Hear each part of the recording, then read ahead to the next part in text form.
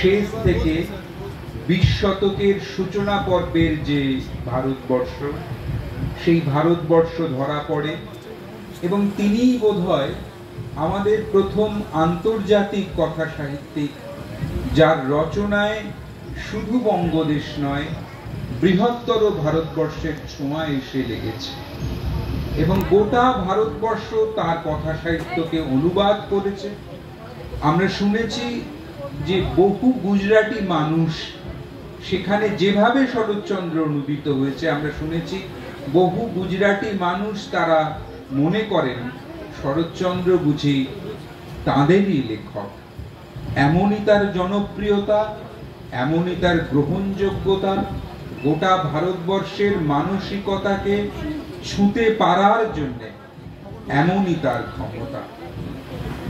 আমাদের যে আবেগের ইতিহাস, দেশ মুক্তির জন্য যে আবেগের রোমাঞ্চিত ইতিহাস, একবিংশ শতকে এবং 20 শতকের শেষ দিকে যার চর্চা শুরু হয়েছে, সেই ইমোশনাল হিস্ট্রি, সেই আবেগের ইতিহাসের প্রতিটি অধ্যায় শরৎচন্দ্রকে না পড়লে সেই আবেগের ইতিহাস অসম্পূর্ণ থেকে যায়।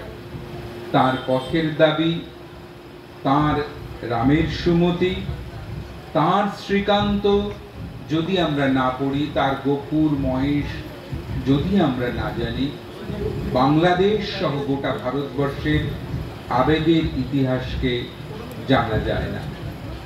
আমরা নিয়ত প্রতিজ্ঞা করব যে আমরা যেন তাকে প্রণামের যোগ্য হয়ে উঠতে পারি এবং সেই সঙ্গে আপনাদের কাছে প্রণত থাকব।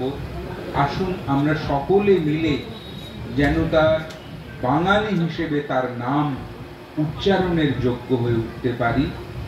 এইটুকু আমার বলার কথা এবং আমি আবার বলি, আমাদের পক্ষ থেকে কিছু বলার নেই, আমরা সংগঠক মাত্র। বলবেন আজকের উপস্থিত দুই কথা সাহিত্যিক, নিশ্চয়ই তাদের প্রণতিতে, শরৎচন্দ্রের প্রতি তাদের প্রণতিতে, প্রণতি কথনে আমরা সমৃদ্ধ হব। সকলের প্রতি পুনরায় কৃতজ্ঞতা জ্ঞাপন করি।